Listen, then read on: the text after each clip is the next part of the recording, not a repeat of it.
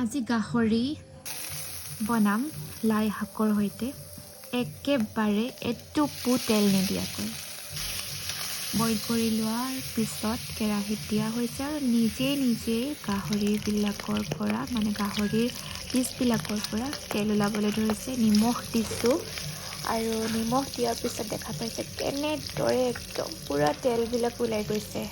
এতিয়া অলপ পিঁয়াজ দিছোঁ, বহুত বেছি পৰিমাণে নিদিওঁ, একদম কম পৰিমাণত পিঁয়াজ দিছোঁ।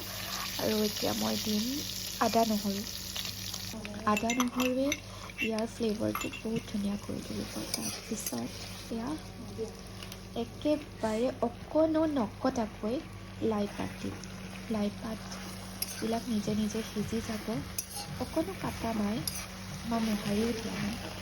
আৰু এয়া ঢাকি দিছোঁ। ঢাকি দিয়াৰ পিছত নিজে পানী ওলাব আৰু তাতে অলপ পানী মই এড কৰি দিম আৰু ঢাকি থৈ দিম। After 15 minutes ready.